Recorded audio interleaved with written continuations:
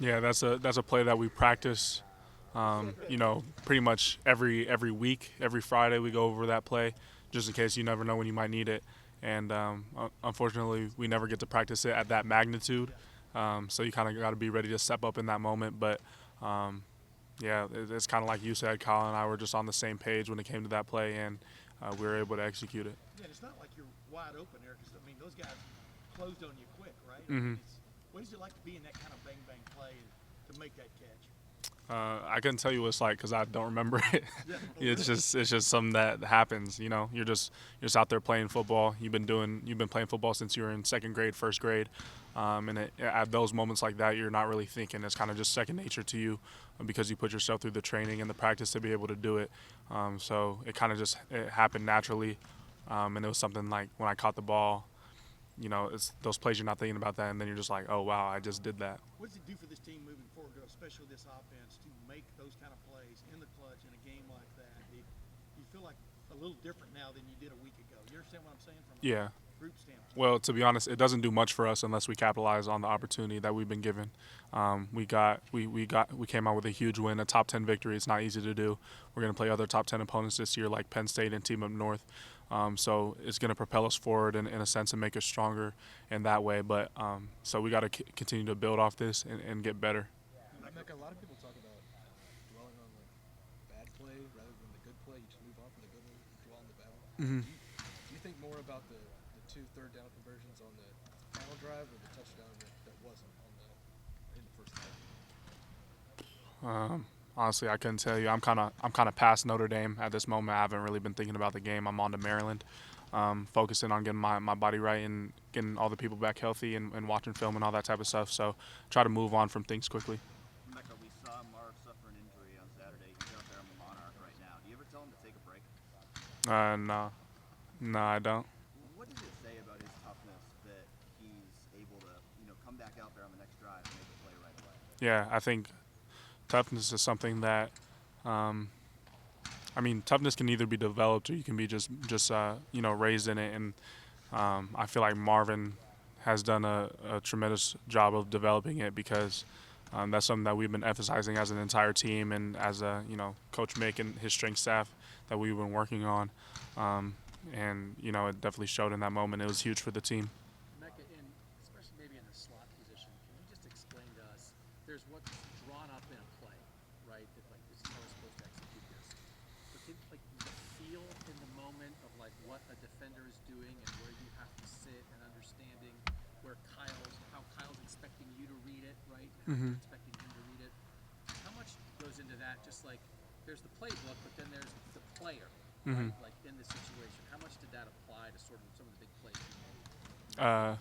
Yeah, it kind of comes down to doing your job description and getting it done in any way possible. So if your job description is to sit at the middle of the field and be ready for the ball at 15 yards, you have to find a creative way to do that, even if they might be covering the middle of the field. So just finding ways to get open in that sense. And at the end of the day, not every play is going to be against the defense that you drew it up for. So you have to be able to be a playmaker and a problem solver at the receiver position. And to be able to do that, you have to have a great quarterback, which we have, because Kyle was able to find me in those moments that might have been unorthodox, or he expected me to be places where we might have not practiced or gone against in that certain coverage. So that's just a testament to Kyle's work ethic. So the clock in your head was telling you got to be there in how many seconds? It's never After that? no, not really. You always want to come off the ball full speed. The quicker you get open, the better operation there is for the line, less pass rush, all that type of stuff. So you want to come off the ball as fast as you can and get open as fast as you can, because Kyle can get the ball out quicker. So that's always a part of it. Yeah. Kyle was talking about teams having to pick their poison. Mhm. They obviously doubled Marv some, they doubled you some. Do you recognize, whether it's pre-snap or in a play, what's going on? And okay, they've doubled here, they're doubling me. Where the opportunity lies. Yeah. In those plays? Yeah, absolutely. Yeah. How does that, when you know a team's trying to take away Marvin, how does that open things up for you or the other guys? If it's just math, really. If you put two guys on one person, somebody's going to be uncovered or something like that. But they might not be able to run the zone that they wanted. kind of like the big play that Xavier Johnson had. There's really nobody on him, and that was because they tried to take the underneath away from Marvin. They were playing, 2 to the field on me, doubling Julian. Nobody picked up X, and that was just a risk Notre Dame was willing to take, and got them bit. Are you surprised teams have done as much doubling that they have with you guys, just considering all the weapons you have? I mean, not really. We kind of expected it, going into each and every week. Is that play with Xavier just everybody has to be ready on any play? I mean, Julian, Cade obviously have made plays as well this year. Just the ball can come to anybody at any time. Yeah, you might only get 3 reps of a specific play at practice that week, or maybe less than that. You might not get any reps. You might just get mental reps of it. And that 1 rep you do get, it might go to Cade, or it might go to Marv, or it might go to Jew. So you really have to be anticipatory of anything that could happen, because they ran a lot more. We knew they were going to run man coverage. They ran a lot more than we anticipated. They did it pretty much on every down. Except for 2nd and long and 3rd and long type of situations like that. So yeah. On that 3rd and 19, it seemed like Kyle threw before you even turned. Does that chemistry go back even further than this offseason? I know you guys roomed together coming in. How far does this go back, your connection to Kyle? Yeah, it goes back to pretty much when I met him, which was, when we came in as freshmen together. We just put in countless hours on this field right here, just getting better and working our craft. And even working the little nuances of the game, just going through things in our mind, just playing it out, and just talking about all the possibilities and all the things that could happen within a certain play. People talk about his poise and composure and all that, but you guys have been confident in him for that. But to do it kind of on the stage he did it in that last drive, does it make you guys even more confident in Kyle as your guys? I kind of knew that it would just happen.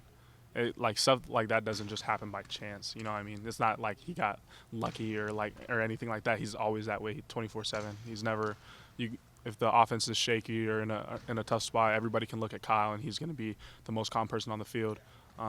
So that's really encouraging to have behind the pocket, and we all knew that was going to be the case when he took over the starting role. Is he like that? What kind of growth have you seen from Chip Trayanum to go from a guy who came in here as a linebacker to now being the guy who's making the biggest play of the game? Yeah, well, Chip has always been super mature, and he's always been a leader.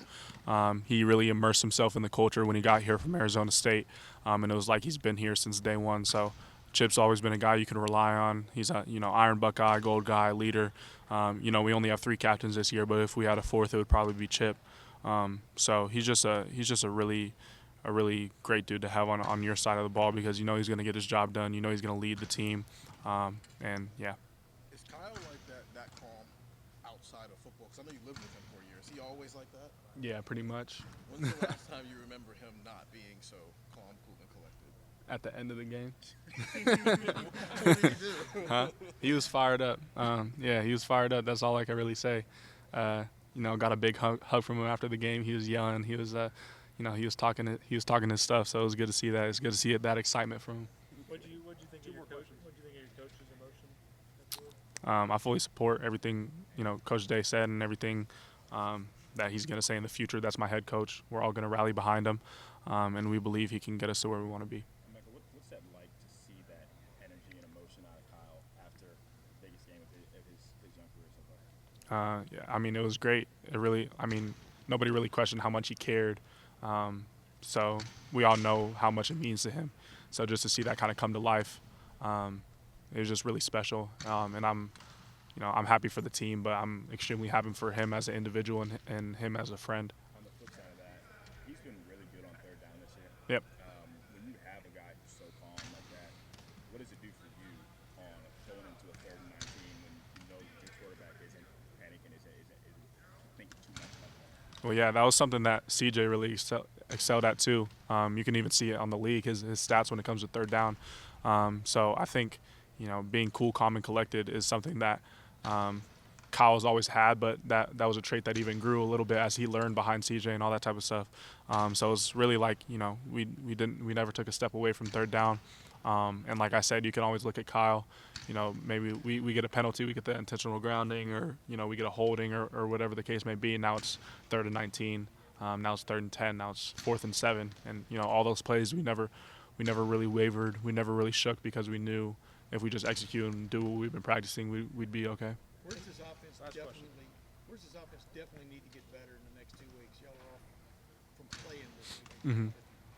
What do you see down the line y'all need to improve on? Probably execution, staying on schedule when it comes to plays, not having limiting negative plays and penalties, because with the new rule of the clock and if you look at all the teams that we played this year, they've kind of gone to the ground and pound approach, try to keep the ball out of our hands. There's a crazy stat. We had 8 possessions that whole entire Notre Dame game, and then 7 possessions in the first half of Georgia. So it's just like every play we have out there means more because we have less plays. So we can't get off schedule with any type of plays. We gotta stay on pace. There's an urgency about it now that maybe wasn't even there last year. Right. From the standpoint of running play. All right.